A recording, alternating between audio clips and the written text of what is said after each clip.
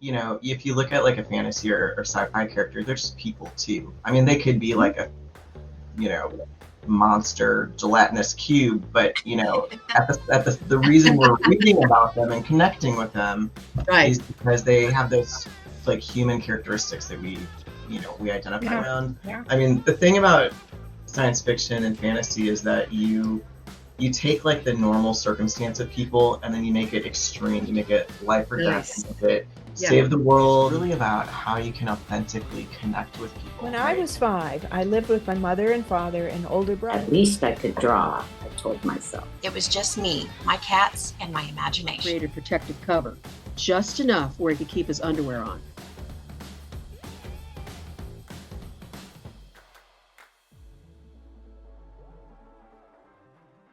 So, hello everyone, and thank you for joining us on In Other Words podcast. My name is Pam, and these are my co-hosts, Jan, Karen, and Val. And we're really excited about tonight's guest, author Marsh Douglas. So, Marsh writes under 2 pen names, Reck Well for Fantasy and LitRPG, and MJ Douglas for Sci-Fi and Dystopian fiction.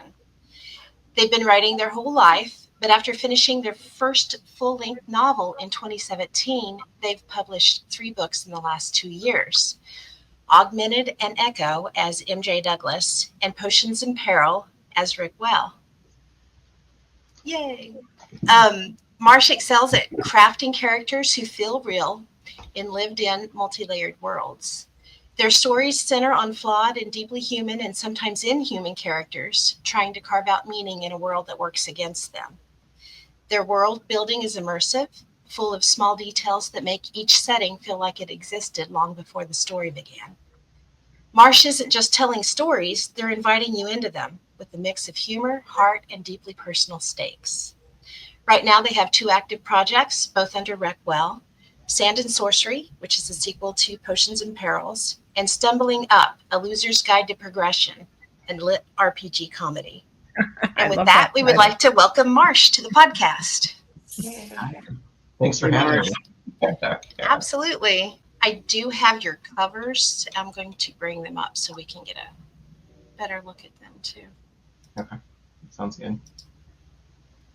Here they are. This is Potions and Perils. Isn't it beautiful? Nice. Yeah. That is a beautiful cover. Oh my gosh. This is a book that we were talking about when we were at McIntyre. Love.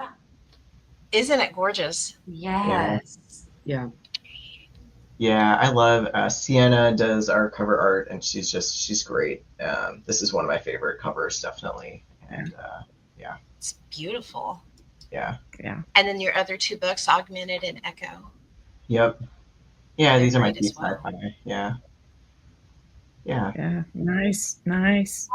Very nice. That echoes really contemporary. I mean, that's like what my son type of books and movies he watches has that kind of, Mm-hmm. Oh yeah. I guess I don't know the verbiage for because I don't write in that genre, but kind of an ethereal maybe look to it But like edgy. that. Edgy. Yeah, edgy. Thank you. Ethereal. Thank you, Jan. Yeah. Correct. I love it. Nice. Yeah. Yeah, they're all great. Yeah. Here we go. No, thanks for that introduction. So Augmented was definitely the first book that I wrote. It was actually my NaNoWriMo was the first book that I completed, and it went through a dozen editing cycles to get it to what you see today. And that was, I published it 2 years ago. It was the first book that we put out there, and it's been a wild ride since. Just Echo and Potions and Perils in the last year, and we got 2 more kind of books slated for this year. So it's a rapid pace. So yeah. Marsh, when you edit, do you have an editor or do you do your own editing? I mean, or both, of course. But I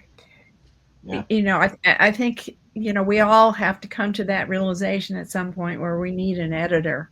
How did you how did that happen for you? Yeah. So, Augmented was the first book, right? And it was kind of like edited by committee. Like I had a lot of people take a look at it and change things and, put it through Grammarly and, got Right. where it is today. And today I still kind of regret not having an editor because I'll read it and it's not that it's bad. It's just, there's things that like I know an editor would have helped, Yeah. make some of the pacing is just a little like now it's more experience. It's like a little too quick or, Right. if I just hesitated instead of rushed or, like there's just moments where if I could, I would probably rewrite it and change it a little bit. But I mean, it's still a good book. Yeah. It's yeah. But it was a baseline, Marsh. Don't you feel Yeah. like my first novel was horrible? I shouldn't right. say. I mean, you got to put out that book, right? Yeah. Horrible. And It was not that bad. Well, Yeah. Yeah. you But, can look you know, back I at mean, some but of that's your the first journey. stuff and oof. I did. But that's the Yeah, journey. well- If we didn't look back at the first thing we wrote and cringe a Yeah, little bit, It that would is. just mean we hadn't progressed, right? Like we haven't gotten 100%. Yeah, you Yeah. you do. You get to be a better writer, and then you read what you wrote in the first place, and of course you think, "Oh, I do it differently now," but Mhm. it is what it is. Well, Yeah. y'all, art-wise, you've seen all of you have seen my original drawing of Bigfoot, Mhm. Yeah. as And- opposed to the art that I do now. It's a world of difference.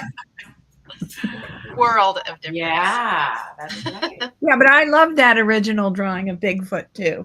I like Yeah. the beginning, and I like them all.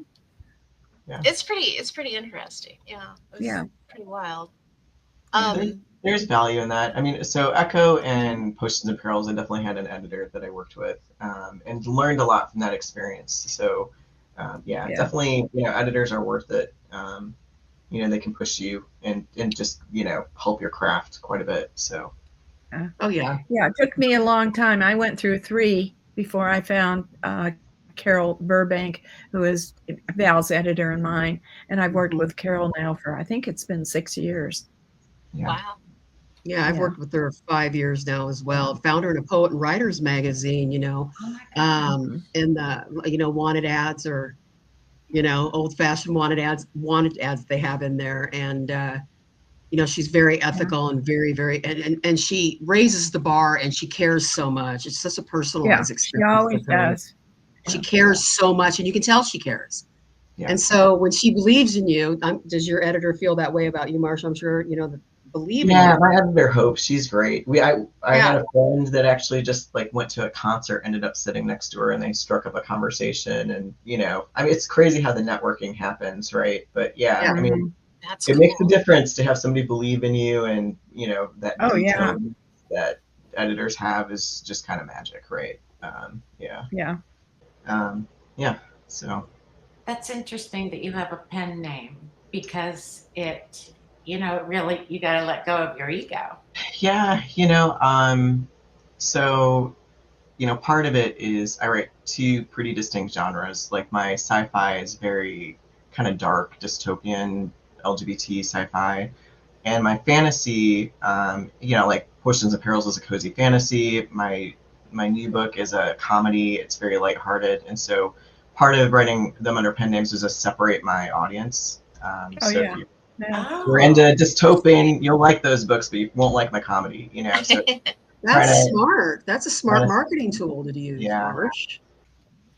So when did you start writing, Marsh? Yeah. I mean, has it always been a thing? Have you been doing it forever? Yeah, it's funny because I've you see authors get interviewed, and you always have that person who's like, oh, I started, like came out of the womb with a pen, but I have been writing all my life. I think like the moment where I realized that like there's something about this. It was like way back in like 5th grade. I wrote like 120. I had a really long bus ride to school. I had to transfer buses, and I wrote like 120 by hand. Wow. Little like knockoff of like an Anne McCaffrey, dragon story, on the bus. And I don't know. My family is really, like very like science based. Like my dad was a chemist, and my sisters were like, engineers and stuff. And so like, Yeah. I didn't really take seriously being like an author, like that could be a career choice or something that, you know, you could make something of. But you know, most of my life, I've behind me on the bookshelf, I've got like a bunch of little notebooks that, like, every job I've ever had, I had a notebook that I like do little scribbles on during breaks or at lunch or when I got bored, you know. And so, you know, a few years ago, I hit a milestone age, and I was like, wow, you know, if I don't like, you know, like in my 20s and 30s, I always thought, like, you know, eventually I'll get to it. Like when my kids are grown and when, you know, like this happens, like I'll get to being a writer someday. And I hit 40 and I was like, like if I'm going to do this seriously, maybe I should like start for seriously, you know, like maybe I should, you know, do something about it. And at that point, I'd finished like a NaNoWriMo one year. And you know, that was also a big, you know, like 2017, I finished a NaNoWriMo, and I was like, oh wow, I could actually like finish something, you know. And but then it just, you know, I shelved it and it just sat on my computer for years. And yeah, you know, my kids are out of the house, and I decided just to, you know, go in on it. And yeah, here we are. Got 3 books out and another one on the way. And right, I mean, like, I think one of the things that is really compelling is just like your world and your characters and the circumstance that you put them in, is you just get to like just create that, right? And I mean, honestly, I'm a big nerd, so for me, like the fantasy and the sci-fi worlds are that's the stuff I read, that's the stuff I consume in media. And so, you know, I mean, it just comes more naturally to me. You know, and I can play around. I mean, the thing about science fiction and fantasy is that you take like the normal circumstance of people and then you make it extreme. You make it life or death. You make it save the world. You know, the AI is taken over, like whatever. But you can like push the psychological pressure and slamming characters together. You can just kind of push that faster sometimes. So it's fun. Yeah. That sounds great. Yeah. I mean, really, you know, it's all about expanding, right? Expanding, you know, your characters past your, you know, your inner compass of what you're doing and being the puppet master, so to speak, you know, because we're, as writers, we are all, you know, everywhere in our books, every character, I try to be somewhere and they're a part of myself, but then they have to take on their own persona, correct? Yeah, no, exactly. Right. I mean, you know, if you look at like a fantasy or sci-fi character, they're just people too. I mean, they could be like a, you know, monster gelatinous cube, but you know, the reason we're reading about them and connecting with them is because they have those like human characteristics that we identify with. Yeah. My new book, like so I've started having some beta readers take a look at it, and the main character's like pet is a banana slug, which is off the wall, right? And without a doubt, everybody's been like, the banana slug is my favorite character. You know, so I don't know what that says about my writing or the other characters, but you know, they appreciate, you know, like I think that's wonderful. I think the more your imagination just finds whatever is, you know, what, I don't know, the huge fun of writing. I mean, I do a ton of research for my books because I like to bring in some historical background as well and sort of make it work. And whatever in my characters often come out of some little thing that I find, some little piece of information. But also, being a psychotherapist and, you know, psychologist working with people, I'm really good at the sociopaths.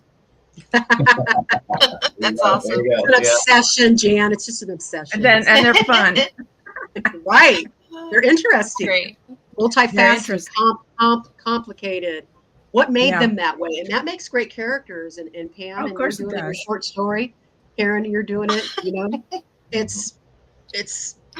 know, I'd love to be able to root for the villain when I don't want to like the villain. Don't want to like the villain at all. But then you see something human in them. And when you see something human in them that connects to your shadow side, to something that you can relate with, then, you know, it takes on this humanness, like you're talking about, Marsh, with even inanimate objects and things, that it's so personalized and makes such a connection. It really has an impact on people. And that's why we're artists, right? Yeah. absolutely. So, yeah. That's awesome. I totally get that, and I think that, Yeah. I wanted to be a writer from the time I was a child, but that didn't mean that I did it.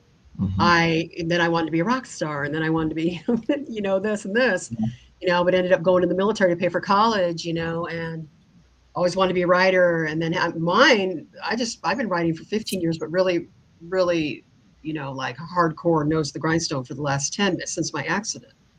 Because when I turned 40, I was 47, I was like, what do I want to do with the rest of my life? I want to be a writer, and I'm going to do it.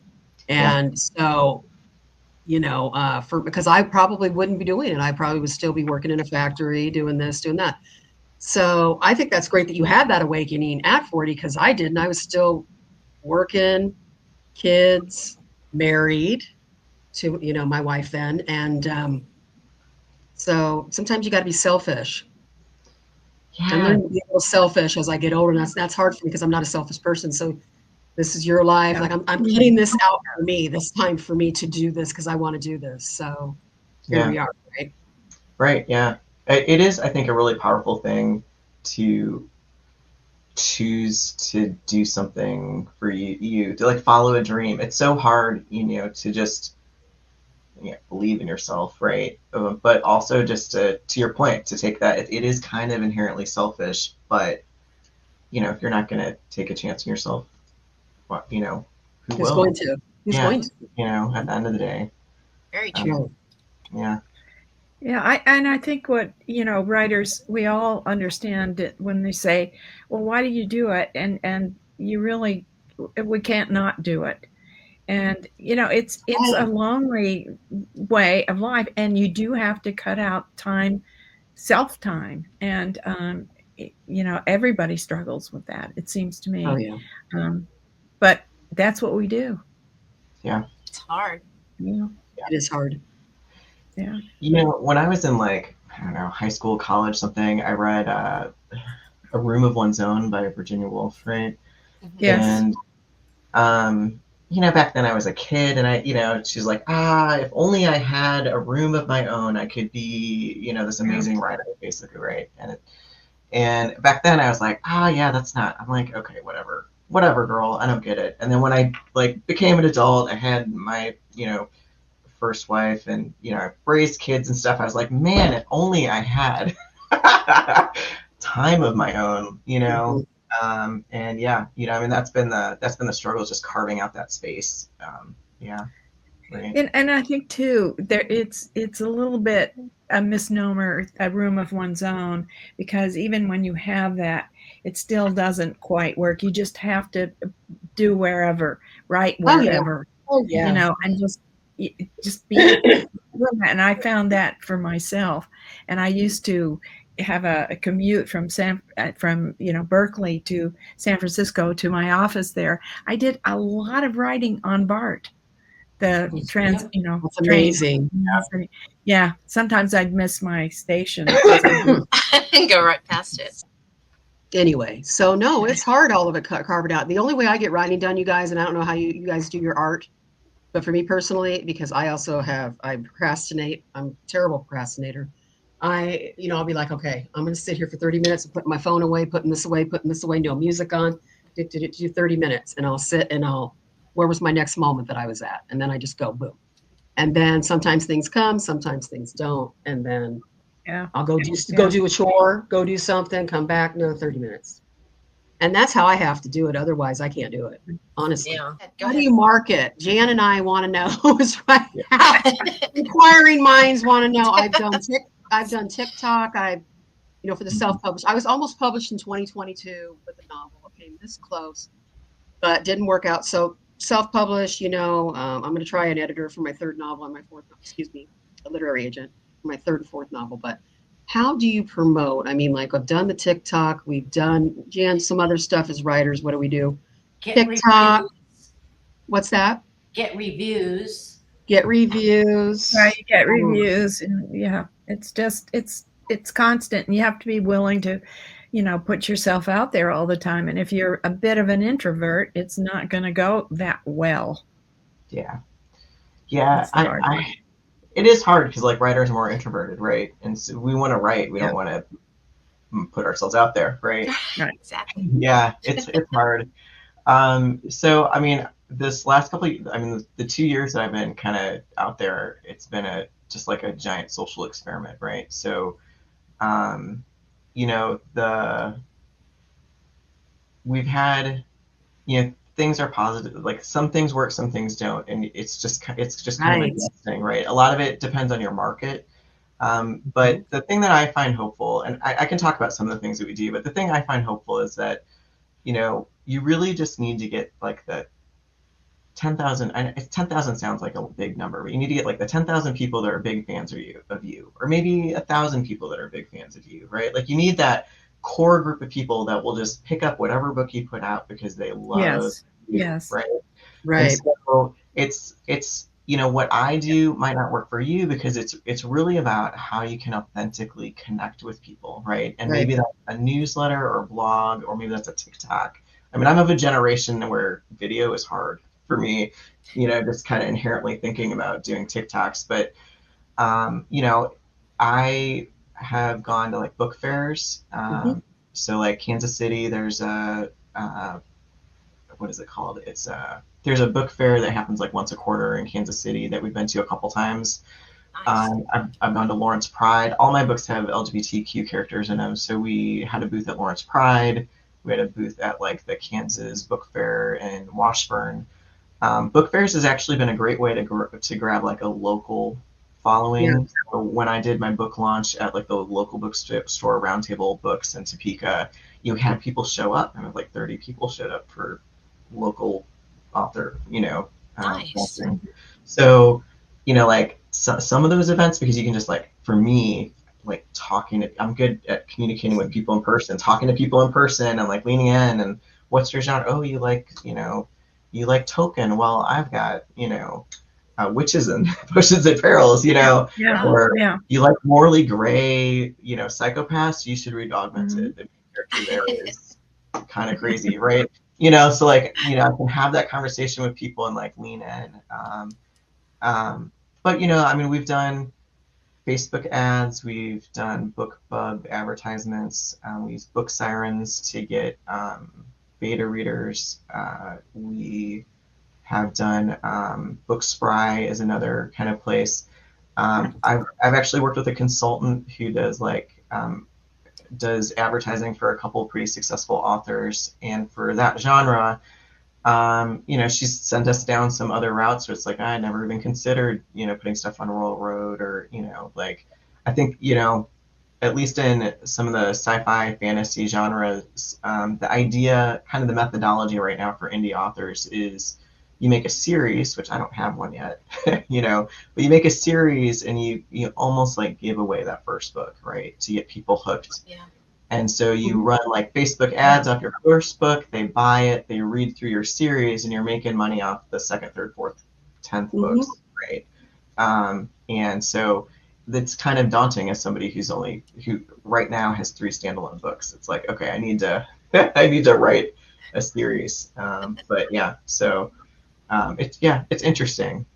There's a lot of science and like spreadsheets behind what we've tried. But yeah, I mean, my advice to anybody is just find a format you can engage with readers, that you can bring your authentic self to, that people will latch on. Because once they latch on, they're not going to let go. Yeah, great. That's great advice. Thank you. You know, I would suggest too, being a librarian, take a copy to your local library and give it and ask if you can do, you know, I just signing. blanked. A book signing? Thank you. A book signing. Yeah. Yes. At Absolutely. the library. Mhm. You know, I do think Because they will, you know, definitely promote it for you. because I went to a book signing at the Yacht Club, Jan, Santa Barbara, and apparently they do something once a month. It's like, I want to do that. Yeah. And I've met Yeah. people. I said, who do you know? Do you know the author? He said, no, I just come to authors' book signings whenever Ah, there is. That's So great. there's people out there Wow. that do that. Yeah. Book signing crashers. Yeah. It's so crazy. That's the best kind. Yeah. Well, I mean, Santa Barbara, I grew up in Santa Barbara, so it wouldn't, I could use that. Absolutely. Yeah. It's so crazy though how intimidating it is to go with your book up to a librarian and be like, "Can you put this in the library?" I don't know what it is. I love libraries. I love librarians. I don't. Me too. Marsh, what about the material? See that now, Pam? Let's be honest, because I'm, in a red state. Just saying, red state, and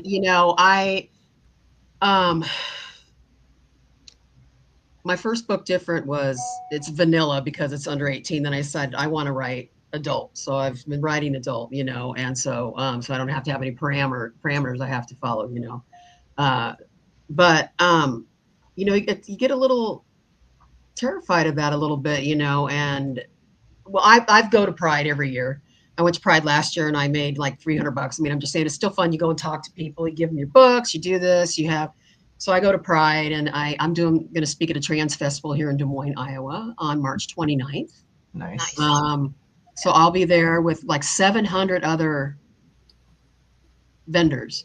Yeah.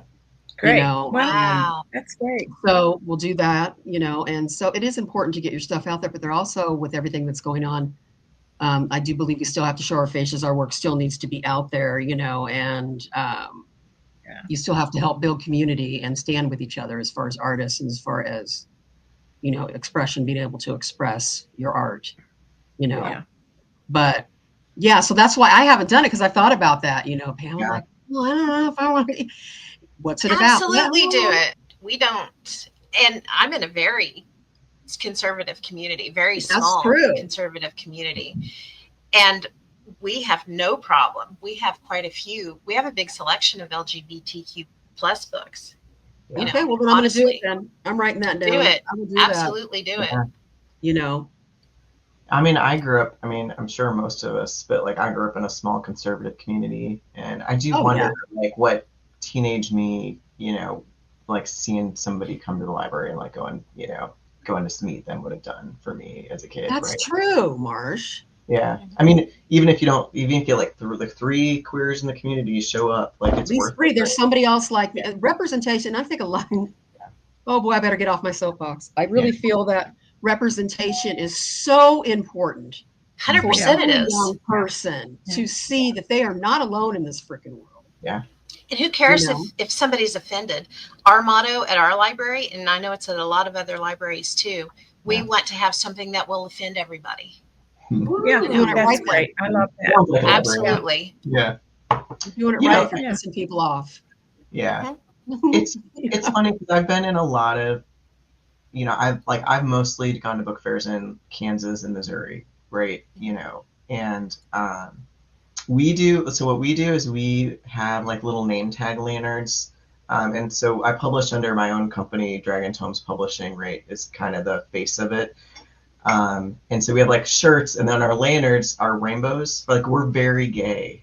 so like you're sitting there, right? And like there's gonna be the people that just like take one look at you and walk by, right? Mm-hmm. But the people that know are gonna know. Right, yeah. And so then like you would be surprised at how many people like oh gay, like they like see you drawn to it. Yeah, they're drawn to it, and then you have these like great conversations. I've had moments where like some kid, I mean my books are all like fine, like they're not too graphic or anything, and so I've had like kids come up and like and they don't have I just give it to them because right.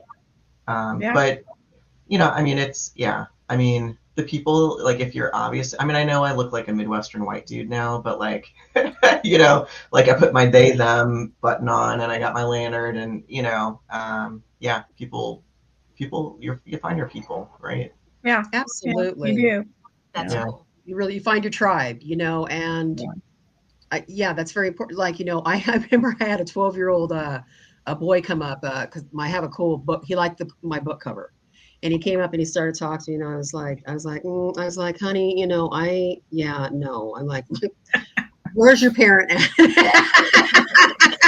No, you know, the book cover's really cool. And I'm like, yeah, the book cover's really cool. But I'm like, no, I'm not going to get in trouble with somebody's parent, you know, or No kidding. I do have, you know, X-rated sex in my stuff. You know, I consider RX, you know, so you have to be careful with that. And the audience. So speaking of that, what do you think your target audience is? How many conversations I've got an assistant that helps me with some of the marketing and stuff, and we've had so many conversations. And shout out to Kat because she's amazing. But we've had so many conversations about like, who do we think would like this book?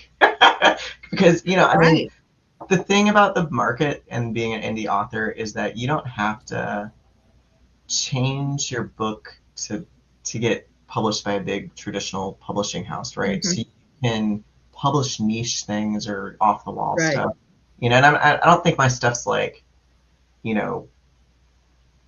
like revolutionary in what I'm writing, but it's like the sci-fi, like the gamer nerd, who's like like the sci-fi, queer poly gamer nerd, the D&D players, right? Like that's kind of, I mean, that's what I kind of, yeah, sure. And that's a big audience. That's a big, yeah. And they spend a lot of time in the libraries. Right. Graphic novels are huge too. You consider do you like graphic novels, Marsh? I'm sure you do, obviously. Actually, okay. So this is funny because I've listened to some of your podcasts and you guys have that whole thing about when you're writing, you see the movie in your mind, right? Mm-hmm. I do not. I don't see anything. Wow. Yeah. Isn't that wild? Yeah. We're all just like, wow. No. It was this big rubble. I know there's those TikToks that went around and they're like, if I show you a picture of an apple, do you see the apple? And my spouse and I, we got in, it was just we went down this rabbit hole because I was like, yeah, no, I see nothing in my head. And they're like, what? No wonder you lose your keys all the time. It just changed the relationship to have this revelation. So I actually don't really read graphic novels. I think because I don't imagine the movie, I read very quickly. So I go through a lot of I read very rapidly. I do a lot of audiobooks too. So, yeah. I do too. I like the audio books now. Yeah. I will say this for the fact that you don't see a movie in your head. So obviously you don't see a movie in your head when you write either. No. Right. You can't tell in your writing. Yeah. It's so descriptive, and I've read Potions and Perils and it's very descriptive and immediately you're just taken right in. I can see, Michelle's whole shop and, the whole thing. I can see it in my mind. So which is it's like magic, right? Because I'm not seeing it, right? I mean, it's crazy. It's like I've got mind control powers where I can make you see things. That would be nice for maybe a minute, but but Jen actually had the same comment. My spouse, they had the same comment in that they're like, how do you? I don't know. I mean, I don't know how. I think if I could see a movie, I'd get bogged down in the details, but I store in my brain what's happening in words, right? So, yeah, I know. It's just a different way of doing it. Yeah, it's a different way of thinking. But when I'm writing, I'm constantly okay, 5 senses. What are they smelling? What are they seeing? Absolutely, 100%. Right? Yeah. That's awesome. Do you do physicality with your characters too? I do that when I get stuck, and I told Pam that helps me. How do they move through the world?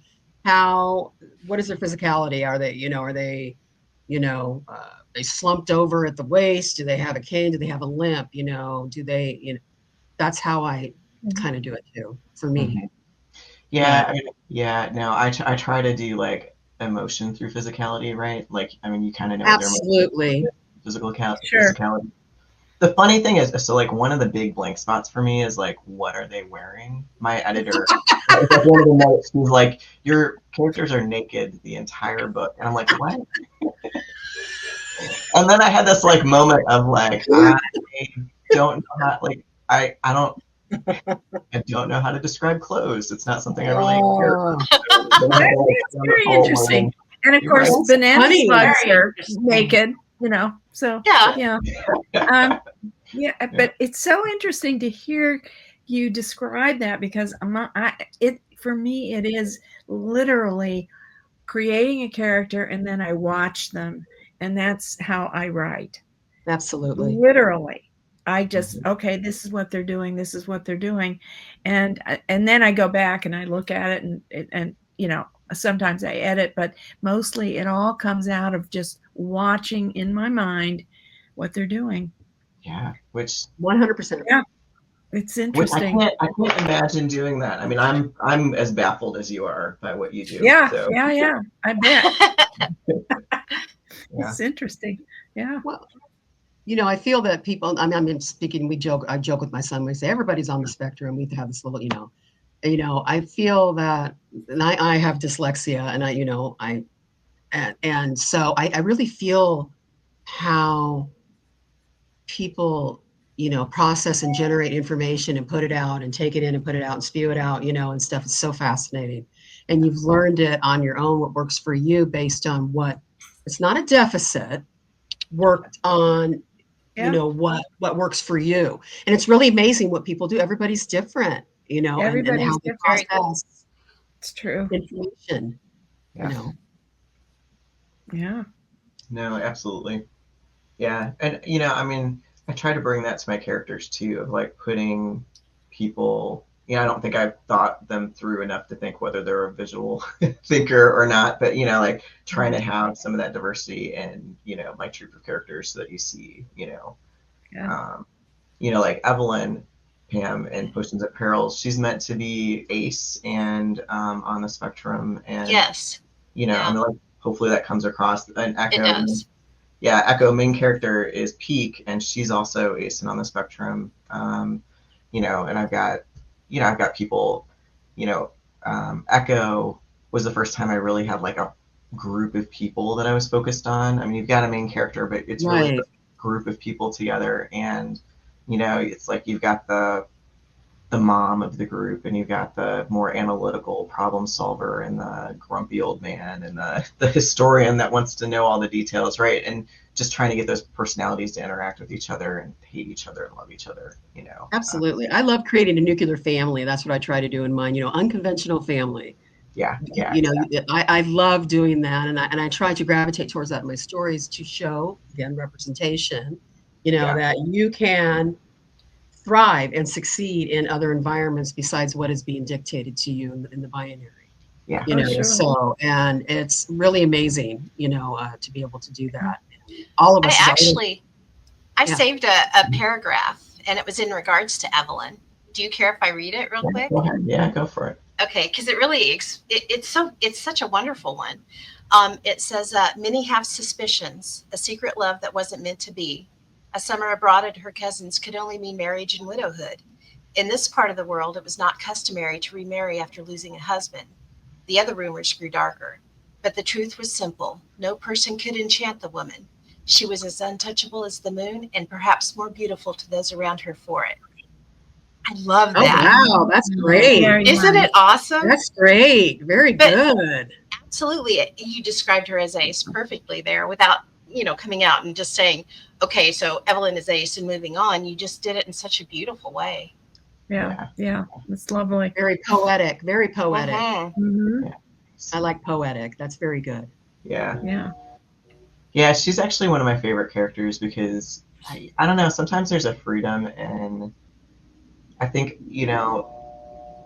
I mean, smut sells, right? And relationships well, right? I mean, I've spent a lot of my time on Earth, wrapped up in a relationship, or, but there's an amazing freedom when you get an ace character and you get to explore friendship as the basis of your world, right? And how powerful, Jan, to what you were saying, like how powerful that friendship and, Val, like the found family and what that looks like. And So. Yeah. I think too that, I don't know, I'm sure you guys feel the same way, but my characters are really out there. They're really alive. And I think of them like, with the character in my books her name is Gertrude, and she's a analyst, and she's in her 80s, but Gertrude is living, down there, not far from me. And I think about her, and she speaks to me. It is amazing how once you create a character, they're in your family, in your mind. They're there. Absolutely. That's so cool. Yeah. Yeah. You've got some great characters, and again, I'm referring back to the one book I was able to get through because it's been a crazy few weeks. But Yeah. Druff is one of my favorites, and Druff's the companion character. It's a Grimalkin, so it's a cat. Well, not quite a cat, but a cat. Yeah. And I love it. I just love some of the descriptions. Like one of them is Druff sat judgmental, leg lifted in the air on the main counter where Eshel organized sales. I mean, you can see it immediately. You see this haughty looking cat, like, seriously? With leg up. Yeah. Absolutely. Ballet That cracks position. me up. Great. That's great. Yeah. Ballet position. Yep, exactly. You know, I mean, it's interesting. We all use animals as characters in our books. I do. Yeah. I have 2 dogs that are always there, but then I have other dogs, cats, and I've had other, fox, and I'm trying to think, mongoose, and character. Yeah. I love that, and I remember having one editor who said people aren't interested in your dogs, so get yes, rid they of them. are. Yeah. Get rid of the editor. Yeah. Actually, I went to a panel at a Comic-Con last year, and they were like, it was like top tropes, like favorite tropes in the genre or whatever, and they were like, animals sell. Get that animal companion. You could have the worst villain in the world, but if they dote on their dog or their cat or their little Exactly, they have a redeeming quality. Exactly. Yeah, right. Yeah. Redeeming quality. That's what I mean. You want to hate the villain, but if they love their animal, you're like, oh, well, that's kind of a redeeming quality. Kind of like there's a heart in there somewhere. Right. Yeah. There's something there to attach to. Yeah. It's the humans that are disappointing anyway. We all know that. That's right. That's right. So, It's funny because I mean, the animal companion is that trope, right? And my new book, Stumbling Up, is it's in LitRPG, and everybody has an animal companion. They've all got dragons or foxes or whatever, right? Cats is very popular, and so I was on like a quest for what could I do that was different, which is how I stumbled upon a banana slug as the main character. I really love that. Yeah, that's great. I do. And so here I am, like, I'm writing at midnight, like in the middle of the night, I'm writing about like the tentacles of the banana slug shrivel and disappoint me, like. That's great. Slug, right? Like, Yeah. So it works for a comedy. I love it. Yeah, it does. Mhm. Really. What future work do you have coming out? So what should we expect to see from you here in the future? And we can find your books on Amazon, correct? Yeah, Amazon. Yeah. So I'm working on the sequel to Potions and Perils, but I had a personal tragedy kind of happen last year that interrupted it, and it's been emotionally hard to pick back up. So I kind of putting it down for the moment. I'm gonna come back to it. It'll happen, but just not next. So my next, part of the thing in life is like, sometimes it's dark and you write something dark, but like the world's a little too dark right now, so I'm going comedy. And so I've got Stumbling Up, a loser's guide to progression, and it is like it's in the lit RPG genre, which is like a combo of fantasy and video games kind of together. So it kind of reads like the main character is stuck in a video game. So as they progress, they're like leveling up and like finding loot and like, getting a banana slug companion, right? But it's really about, it's got that backdrop, but it's really about like these 3 friends who are they're having their their millennial midlife, like 25-year-old midlife crisis. They're like a cook and like a lumberjack, and they're like, is this all that there is to life? I think I'm going to grasp this opportunity to become an adventurer, see if I can do it. And, the comedy and you get to be one of the trio, like you get to sit there with them and share the inside joke and the horrible moment, because they're really not good at being adventurers. That's not, they're a cook, they're a line cook at the local tavern, and not even a good line cook, right? So like they're trying to make their way, and like hilarity ensues, right? So yeah. That's cool. Mm-hmm. I mean, we talked a little bit about like what characters like inspire you, like what characters do you want to read about, but what characters do you really like to write and why? Like what character can you not, like Jan, can you just keeps talking to you? Like what about them is compelling for you? Well, I for me, they have to be kind of a mixture of good and evil. They have to be complicated, and have different quirks in their character. Otherwise, they're just not interesting to me. And mostly, I like people who are different, who are not, mainstream. And I always have as a kid. I always gravitated to people who were a little bit unusual. So my characters are, and again, have to have a personality that has a lot of dimensions to it. And again, as writers, we all know that one-dimensional characters are not particularly interesting anyway. So, but for me, I just see them. For example, in my first book, I had one character named Peter, and he's a very bad husband guy. And yet, as I was writing about him, I grew to understand him better.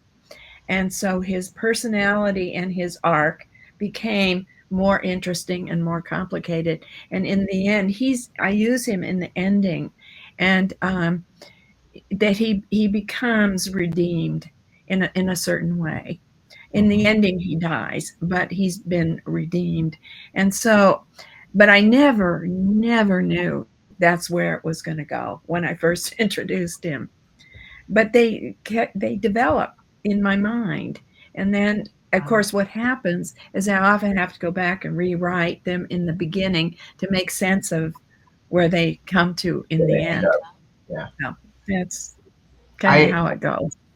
It is pretty like there's a series that I've read called The Wandering Inn, and one of the characters, if you asked me who my favorite character was for a long time, I'd say it was Lynette. And anybody who's read the series would be like, she's awful. Like, why? How do you like Lynette, right? Because in the beginning, she's awful, right? And she has this like amazing, like one of the reasons I fell in love with her is because she was awful and she became something. Exactly.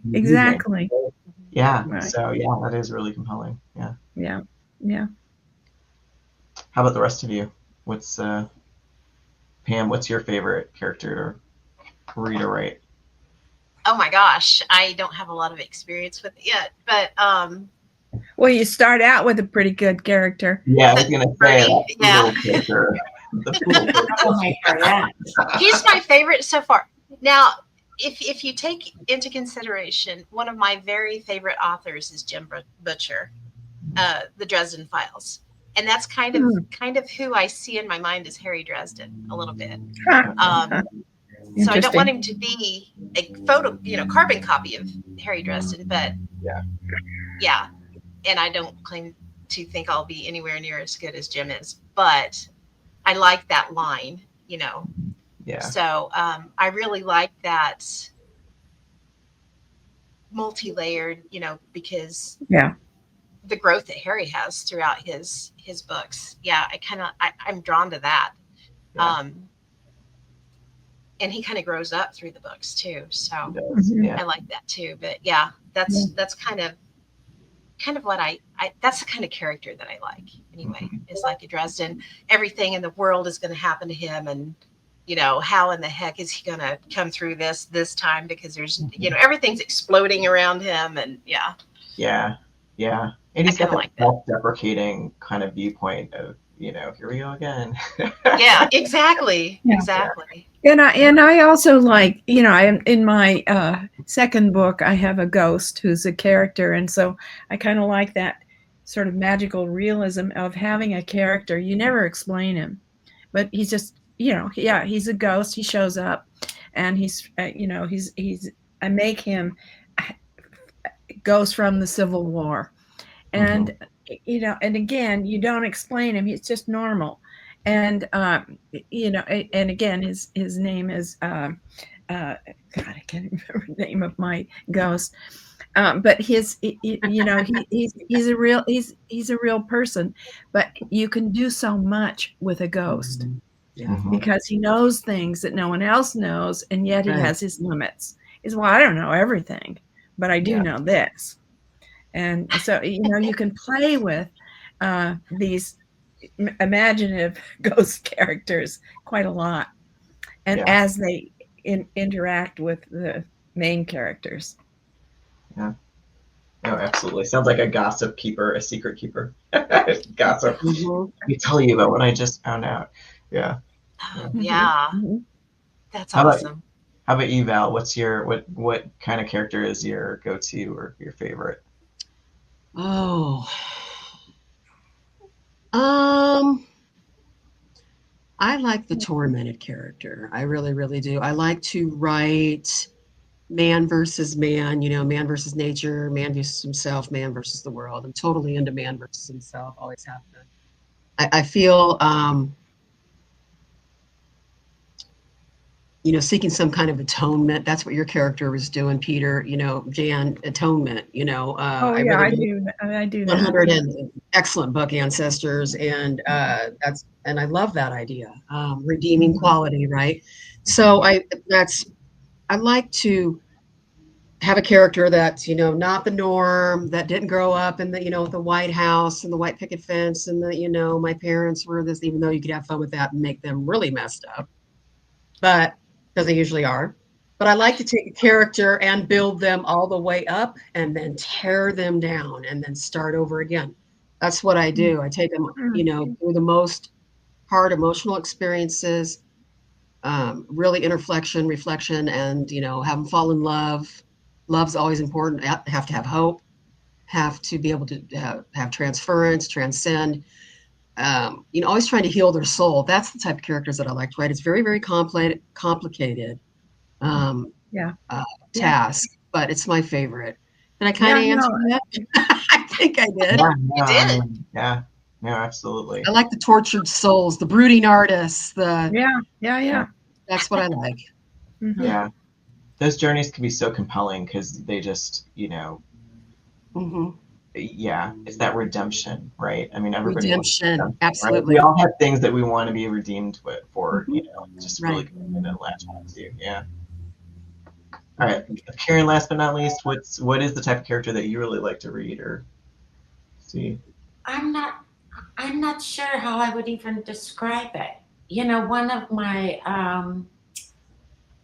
way back when, like I read every Isabel Allende book, and she had kind of, one of them was kind of a spiritual book. I don't know. Yeah. I'd have to really think about that. Yeah. No, in the movies, I can tell, well, I don't like that person, and I don't like that person. And so a movie that I love, I got to like them somewhat. So I love what you say. Give him a cat. Give him a dog. Exactly. Give him a love cat. I never thought about that before. Yeah. Well, Karen, go to what you know. I mean, because you probably don't come out. You draw. You're an artist. So how would you draw? I mean, maybe I know you said favorite. How would you draw it? How would you draw it that way? I don't know. I love it, right? I don't know. But what is your favorite thing to draw? Do you have a favorite thing? I think I said last time, it's like, I only know kind of myself. I would have to use myself as kind of a character. You know what I mean? Mm-hmm. Yeah. But when you start. But what was I watching last night? It's like, it was a witch. I was like, ooh, that'd be good to write about. Absolutely. Yeah. But I love to read, and I'll read almost anything. really. Yeah, I'm kind of that way too. I've Anything never that- started a book that I didn't finish.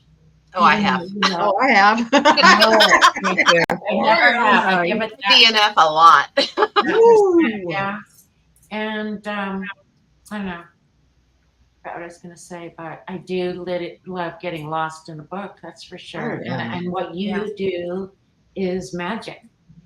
So, You don't realize how really hard it is until you sit it's down and try to really do hard. it yourself. I can't even imagine. Yeah. Oh yeah, I torture myself daily. I'm just, you know. But I like what Jan said. You It's create hard. a character and then you just watch what they do. You can become an You observer. know, I have thought, like, how do you describe, somebody drinking a cup of tea? I mean, that's when you get down to it. It's pretty Right. cool what you can. Yeah, what those you little can nuances say in- about Yeah, the yeah. cup with right. the steam, how they hold it, what it smells like. Or just like bring back a memory. I love memories and I love flashbacks, and everybody that reads my stuff knows that. So, Yeah. like even, looking in the cup, there's a crack in it. It was like, oh, this was my mom's favorite cup. Boom. There you go. Right back into the memory. Ooh. And that. Wow. That's cool. Yeah. It's funny how much writing is like the art of telling people something without actually Right. telling them it. Right? Yes. Yeah. Well, Yeah. it's that It is. thing, don't tell but show. We're all have to, do that. And, it's the description of the cup or how you hold it. Not she drank a cup of tea, but, Right. there's so many ways you describe it by not Yeah. saying that. Yeah. Absolutely. Yeah. I know. I was telling you, Marsh, this. Unlike the chapters where you have some of the artwork, that I was so excited when I got to the end of your book, and I was like, Amy Sarassi. Is that how you say her name? I think so. Yeah. When I saw that name, I was like, man, that sounds so familiar, and I can't place it. And then I was flipping on through and saw where you could go see her more artwork at coloringbookofshadows.com. And I was like, oh, that's how I know her. I have some of her stuff. Yeah. Yeah. So she was amazing to work with. Kat, actually, so my assistant, she was a big fan of Amy's, and when Kat read Potions and Perils, she was like, Marsh, do you know what would be amazing? I've got this artist that I really love. And so we reached out, and Amy just was a dream to work with. She sent us a bunch of, different, appropriate clips of art that we could, we played around with and added to the chapters. And can't recommend her enough. And it does kind of up the magic quality to have this kind of unique art for each chapter. At the It beginning of the certainly chapter. does. Yeah. It does, and I it's love so that. good. And she's got a very, I don't want to say free flowing, but very easy type of artwork, and it just really works on the chapters. Yeah, it does, because it's not too detailed. It doesn't get you don't have to worry about the print quality as much, because it's just the right level of detail. Yeah, it worked really well. So, It did. yeah, no, that was kind of magic. We tried. So Kat is kind of is in the Wiccan faith and stuff, and I really worked hard to make Potions and Perils. It's about witches, right? But I try to make it respectful and add in these little details and stuff that if you're paying attention, you might recognize as part of this world. I mean, it is a fantasy world and it's magical and all the rest of it, but Right. the magic is based on intention, and there's a lot about herbs and herbal use. The main character is kind of an alchemist, who does potions for her village, and the whole setting of Potions and Perils is fun because I grew up in Michigan in this town called South Lyon, and there's my neighborhood that I grew up in was in the middle of a swamp. It was like this hill and a swamp. And so we lived on the hill surrounded by cattails and cedar trees and just muck and mosquitoes. And so I kind of wrote that. That's the kind of the premise of the book. Is this little town Lushwood is in the middle of a swamp, and the swamp is really brings life, it gives life to the community. And so, yeah, you spend a lot of time in the swamp. That's And nice. so, Very like nice. a little note to my home. Yeah. That's cool. Very neat. Yeah. And again, so we're kind of drawn to the end here. Can you let us know where people can go to find your books, or if they want to contact you, how's the best way to get a hold of you? Yeah. So I'm on Amazon and on Kindle Unlimited. So if you've got Kindle Unlimited, you can just download it for free. But also, I use Ingram Spark to distribute. So I mean, you can order like physical books at like Barnes and Noble, or kind of anywhere that has like a virtual shop to order through. But we do sell, like, if you want a signed copy. So I publish through my own publishing company, Dragon Tomes Publishing. So you just go to dragontomespublishing.com. We have like signed copies on there, and we'll ship it to you. I'm at Midwest book fairs all over the place, right? And then I've got the normal socials on Instagram, Facebook. We're gonna try TikTok. I don't know if I'm TikTok material, but we're gonna try TikTok here somewhere. Blue Sky. So if you just search for Reck Well, Potions and Perils, MJ Douglas, all those should bring up me, or you can find us on the website. Very cool. Yeah. Very Yeah. cool. So nice to meet you. This Yeah, is nice to meet all of you too. It's Yeah. been great having Thank you on. you. Thank you so It has much. Yeah, it's been a It's been a dream. good time. So yeah, thanks so much, and let's stay friends, and love to see you guys absolutely. on your Love journey. to. Love to. Absolutely. Okay, All right. well, our next show, we will be dropping it on March 24th. And our guest at that time is going to be author Caitlin Brown. So it'll be fun to get to meet her as well. Yeah. So thanks again, Marsh. Thank you. Thanks, Thanks Marsh. for Nice to having me. meet you. Get it. Bye. All right.